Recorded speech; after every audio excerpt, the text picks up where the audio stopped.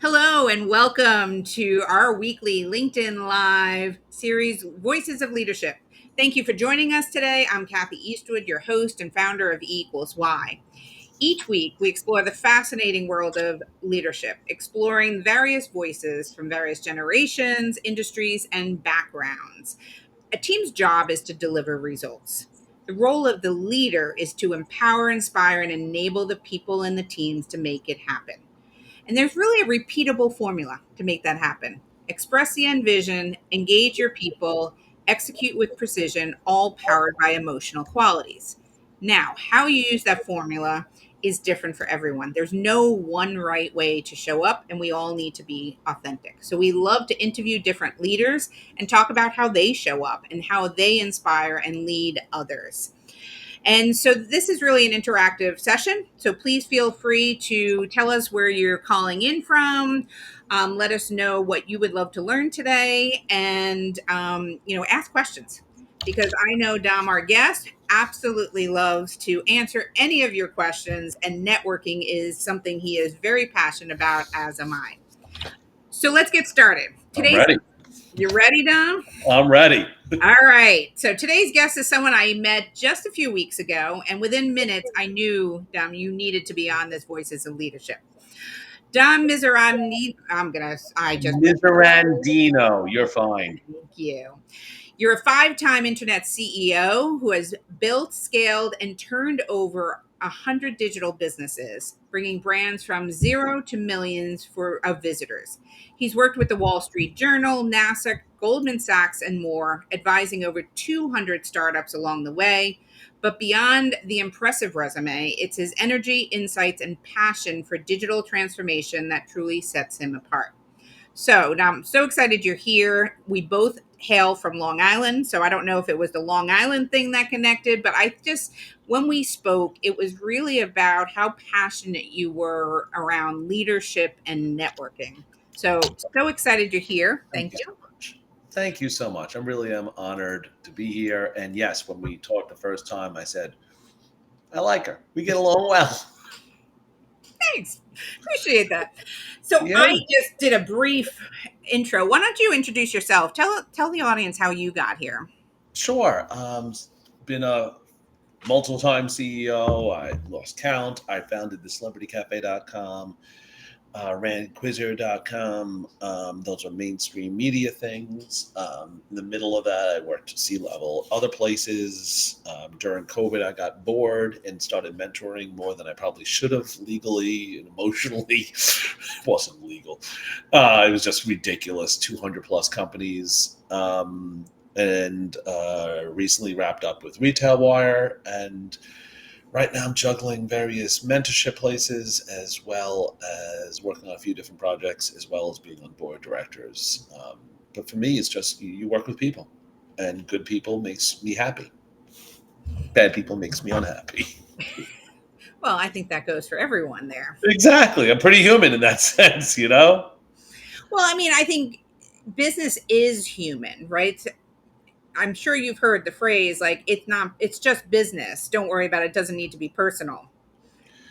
It is always human because it is human interaction. It is, you know, you buy things due to the feel of it, meaning, I have these AirPods on my table, desk, and I more of a visual reminder. Like, you're not buying. No, I don't know any customer who says I know the sound quality of the AirPod compared to the knockoff competitor or not.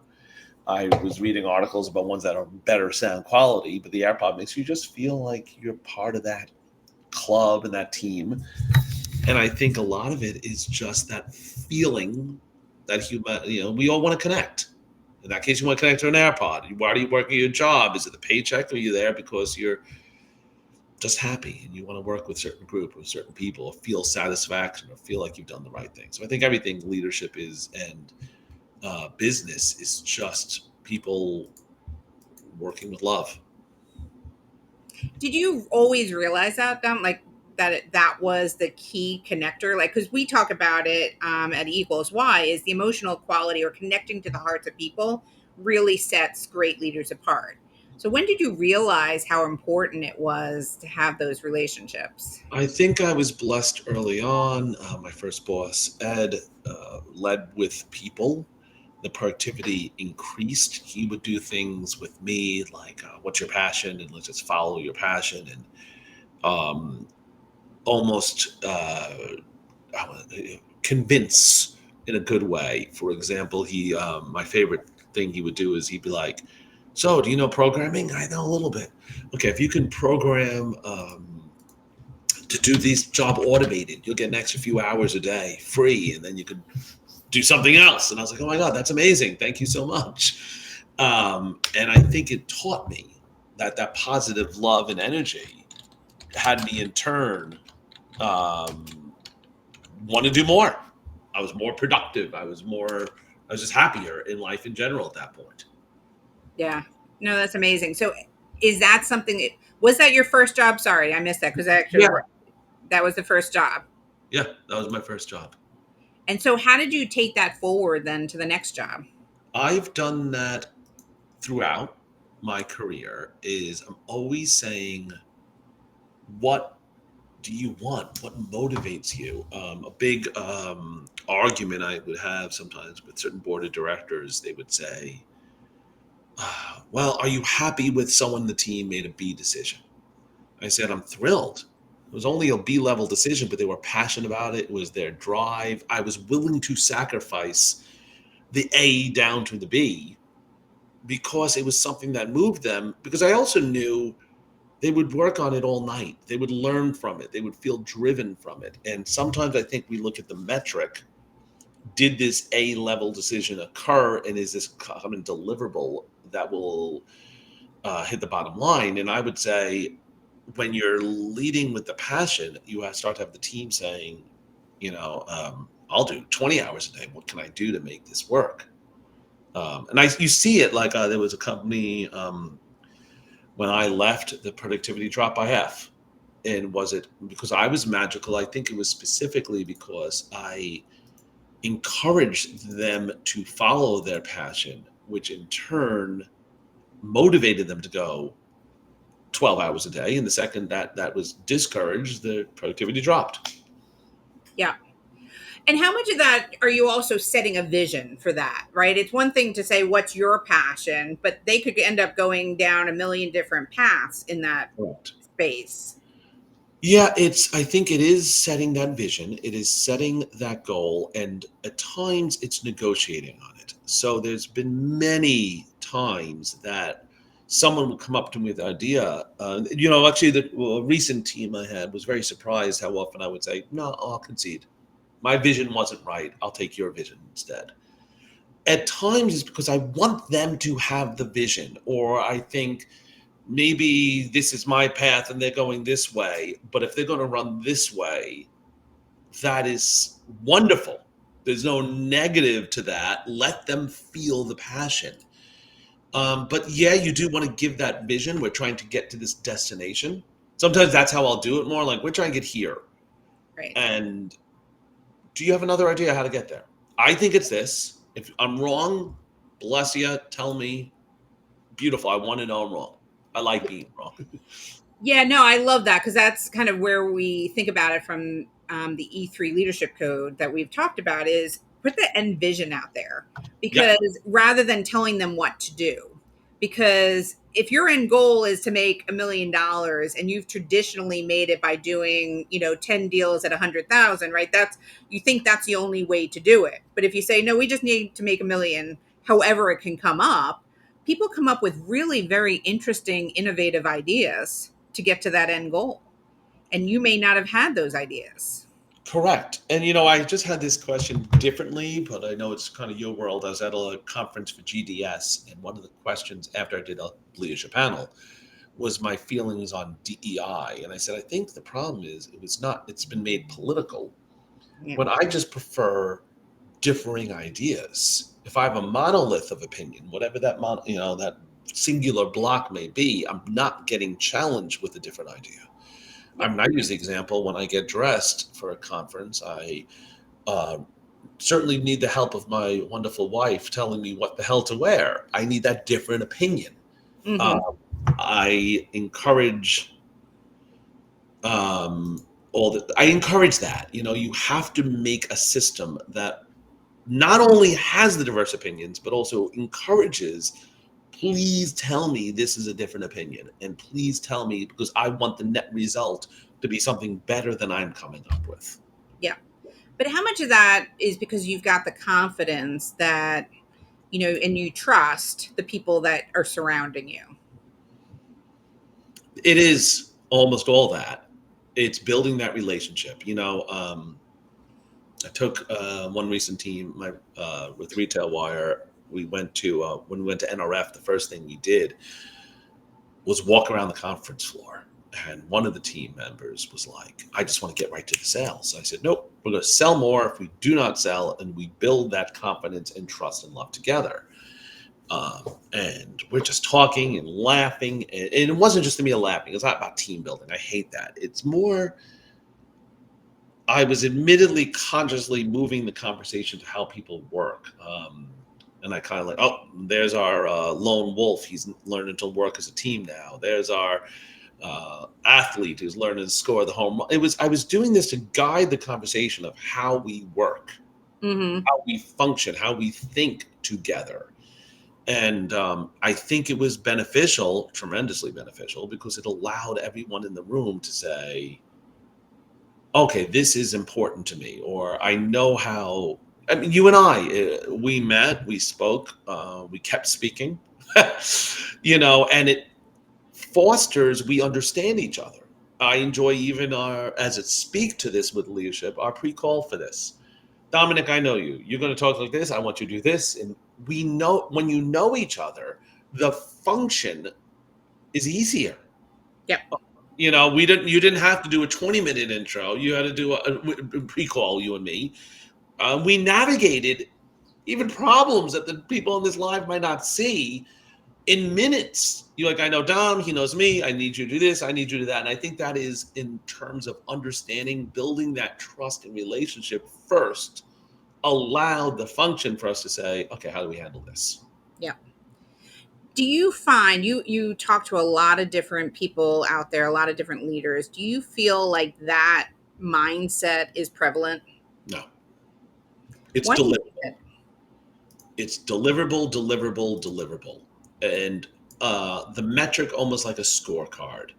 Who is going to increase your sales, decrease your sales? And I think the mindset to me is, who do you understand? I've had teams that were maybe not the A players. That's okay. If we understand each other and you know the weaknesses, and sometimes my favorite is when you know everyone's weaknesses and you could work around it and say, I had one person on my team who was not the strongest in certain areas. So we worked on it. I said, these are your weaknesses. These are your strengths. Let's figure it out. And now you have someone who's loyal, who's better, who's smarter, and that's wonderful. Instead, if I looked at the deliverable, maybe that wouldn't have resonated. Do you know what I'm saying? Well, yeah, because you can't get things done by yourself, right? So as a CEO, you're relying on an entire team to get results. You spot on hit it. And if you rely on the team and you lead by passion, it's also funny. I say this and that people sometimes think you need the person who is the best at XYZ, and you need people you could trust and love more than that, in my opinion. Yeah.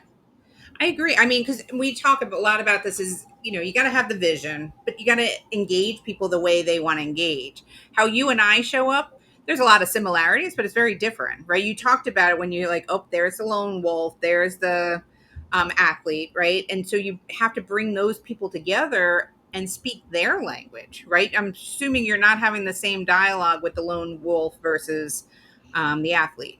And that actually speaks to it, because most organizations I see will, here is your checklist of metrics. Mm-hmm. I had a recent conversation, which I laughed. It was about what are the goals and what are the metrics for the team. And I laughed because I thought, no, it's completely different metrics. The lone wolf's job to me was to be less of a lone wolf and get everyone to play nice together and to kind of bring it in.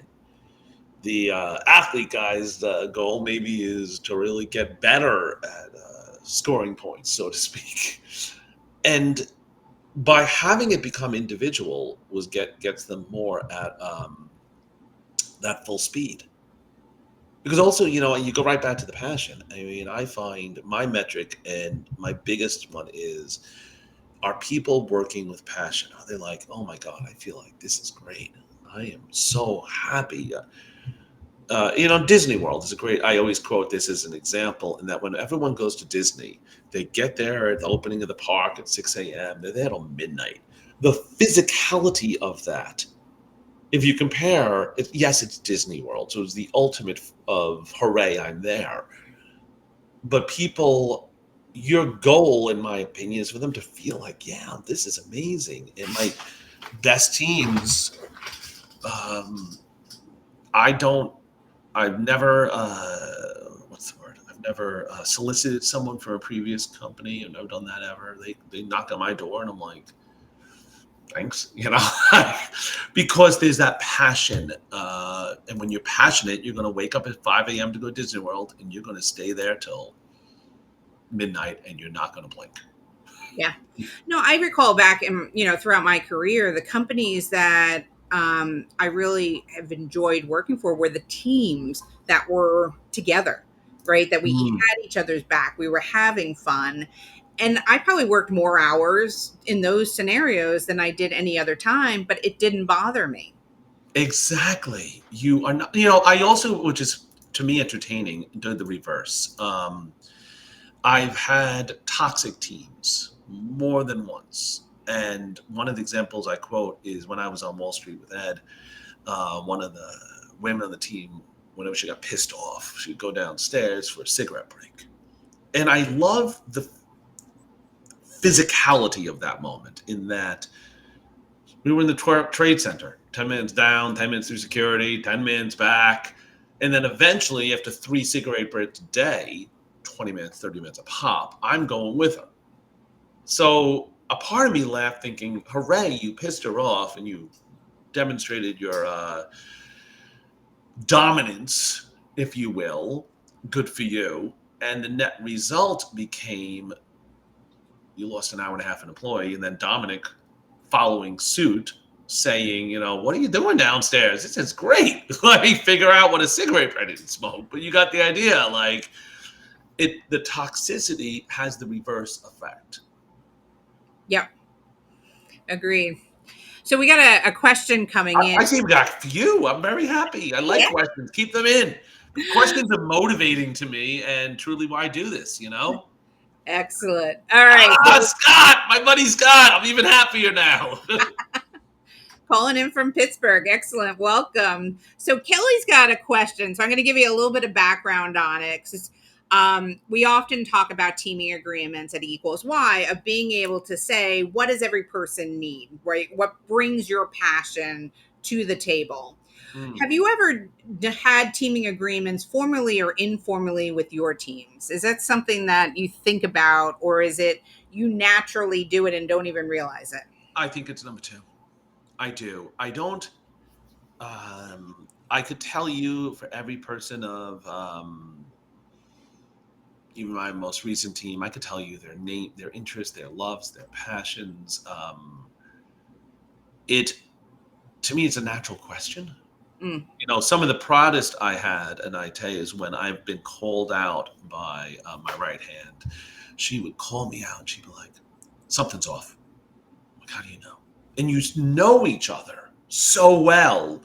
She was right. She was like, "What was it? A fight with the wife? Fight with the kid? You tell me what's going on." Like great, because it also exactly exemplifies what we just had, me and you, Kathy, in terms of a 5 minute getting on this call. Fix it. Oh, 3 hours? No problem. We'll fix it together. You Yep. start to know people. So I think it's just very natural to me to say, let's know each other and let's connect. Yeah. And I think, though, not everyone has the confidence that you have, but it can be something that can be learned, right? Oh, I would even reverse it. not everyone has the severe social insecurity and need to be connect. Meaning, like, it doesn't matter if you're confident or you're insecure. It's that goal of saying, I don't know. To speak to that, I did a speech and I was just, it hit me. I was devastated. I was emotional. Like, you would think I was perfectly confident on stage. I woke up stage. I'm almost upset. Why are you upset? I was like, I'm freaking out. I don't know if I did right. And they're like, they're clapping. Like, that's good. They're positive. You did good. It's more I needed to connect with the people on my team to give me that high five. To Mm. say, I needed to. I'm the leader and I need the high five. And I think it's just the acknowledgement of not the confidence or anxiety. Hell, I'd argue the whole planet's anxious and wants to connect, and it's just the connect. The confidence, I actually think, is the worst thing because it causes us to say, I don't need you. I can do this Mm. all on my own. No problem. I'm the best. I can handle that. Insecurity is actually plus in my eyes because it forces you to say, how can I do better? Mm. How can I work with people? How can I improve? I ask, probably out of insecurity, in all confession, almost every end of every meeting, I'll say, okay, tell me where I'm wrong. I'm not sure what I've screwed up. Tell me how I screwed up this one. I called multiple times. Um, my right hand I'm very close with and said, okay, tell me, I've screwed this up. I need to know how I need to know how I can improve it. And I kind of like that self doubt. I won't say doubt, self checking, self referendum. Well, it's a growth mindset, Yeah, right? Like, how do I get better? Like, I'm here, but I can get better. And, you elevate one boat, you elevate the tide, right? And all boats elevate with absolutely. you. Growth mindset is critical, and connections and human connections are absolutely are critical by far. I love that. One of the things you've talked about when we first met was networking and how important networking is to individuals and leaders. Tell us more about how you got so passionate about that and some of the things you do around it. Exceptionally passionate. In fact, everyone listening, please feel free to connect. That's it. I think it's part of the growth mindset. Um, I had a recent issue. One of the people listening right now, I connected with them. It's like, just, dude, I need your take.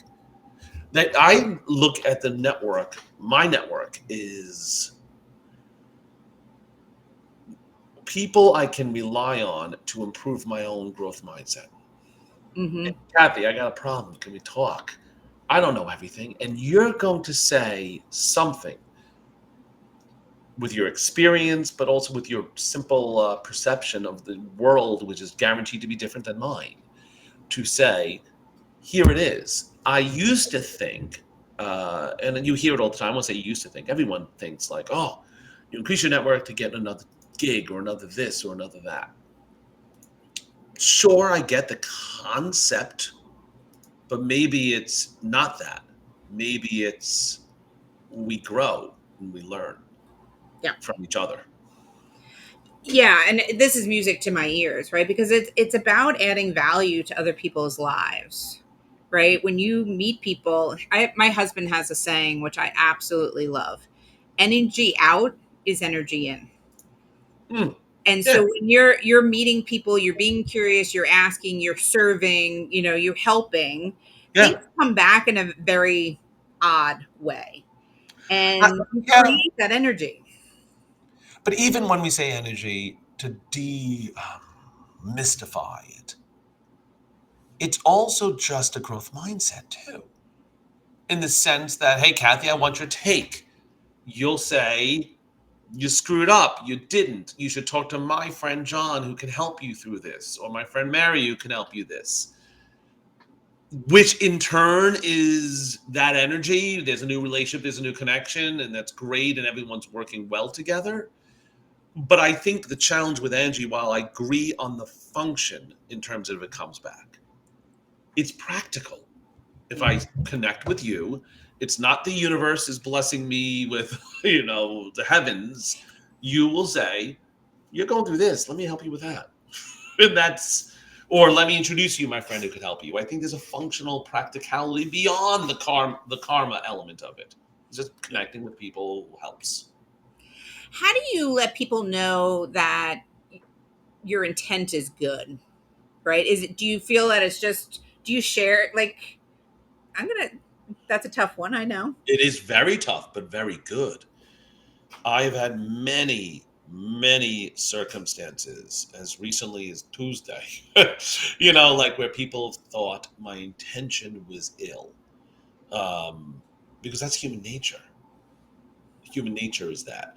Um, I've had a situation recently where I'm actually looking at going, everything you're doing is causing a reaction that I can't help you on. Like, and I think you have to try doing the best you can.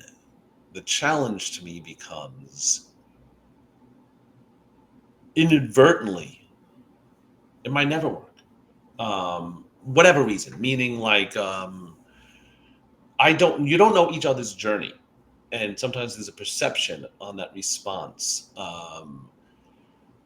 Could be very inadvertent. Um, I remember I left a meeting years ago. This was a decade ago, and the person said, I can't believe what Kathy did to offend me. And I was like, what? Like using as a metaphor in this case. Mm-hmm. She wore the same glasses as the ex person who fired me. Like, I don't think that was intentional. Like, I think it was glasses, glasses. Okay, but it was truly taken from that angle, uh, Mm-hmm. and that becomes tough because you have to constantly work at it. You have to constantly re-express, and you fail a lot, because the human condition is not digital. And this is from a man who's been digital for 30 years. But the human condition is not digital. The human condition is um, analog. Yep. And that's tough. Yeah, I agree. I love how many questions you get here. Yeah, and Kelly's sharing intent versus impact is always a key distinction, right? Yep, And sometimes our intent is very good, but we have to make sure the impact aligns with our intent. absolutely. And then sometimes that analog of humanity compared to the digital of what we expect, it doesn't align. It just doesn't always align. And you try, and and sometimes you succeed, and sometimes you fail. Yeah. I mean, one of the things we really try to do is help people be able to define who they are and define what their intent is. So we've got an E3 leadership profile that we'll have people go through, but it's like, how do you show up? Are you more introverted, extroverted? Do you like to email? Do you like to, talk on the phone? How do you get ready in the morning? This is one of my favorite questions of asking people because you get some good insights into people. But if people know themselves, then they can share that with others, right? So you got on this call telling me exactly who you are, how you show what it means. So it gives me permission and insight and know what your intent is. I love that you said that. I usually will also ask questions like, "How do you prefer to be communicate? Is it text, WhatsApp, Facebook Messenger, LinkedIn, whatever?" Those are my first questions. I don't do it as formally as you in terms of that sheet, but also I also keep in mind that those questions are fluid. Yes. I do come across with a confidence, but I'm also exceptionally, don't undeniably insecure. We all are. We all are. I can be empathetic. I could be this. I could be analog. I could be digital. I also use it. I will frequently talk. People ask me about silos in organizations, and I say learn to speak the language of each organization, and within each organization. Yes, I can speak more than English, which is a blessing. But when I speak with a developer, is a different language than when I speak with the creative arts director. Mm-hmm. Um, and I think I'm always switching. And when you mention the team and the growth mindset, every single person on the team, I will change my language to. Now, it's funny. I just thought of one example. A previous team, I think one of the guys was um, cautious. Was I being disingenuous and switching? And I was more trying to switch their language. And I was like, you're right. I could see the disingenuous feeling. That was not my intention. My intention was to connect, but you could see that happening. Yeah. No, I love it. And so, believe it or not, we're at the bottom of the hour We already. could go another 2 hours the way we're going. I know, but that's what we leave the audience wanting more. So you'll come back and talk to them We again. want more. I love it. What advice do you have for the next generation of leaders that are coming up? And what do you think if there's one or two nuggets that they just have to think about? What would you suggest? Connect. Connect and grow. That's it. Yep. I Connect love and it. grow. I love it. And Dominick, thank you so much for joining. Thank I you hope so you'll much. come back again. I would love it. And I'll remind the audience here that Dominick has offered to network with him, get to know him, Yes. reach out. Same with myself, because you need to connect. That's how you really grow, build the relationships, and drive results. Yep. So Perfect. thank you so much for joining us. Thank you so much. Appreciate it. For those joining, thank you for joining. We actually have a lunch and learn coming up at the end of the month on March 27th, which actually will talk about how to ensure you express your end vision, really learn how to connect and engage with people and speak their language and deliver results, all by connecting to their hearts with emotional qualities. So thank you all. Have a great day, a great weekend, and we'll talk soon. I love it. Thanks.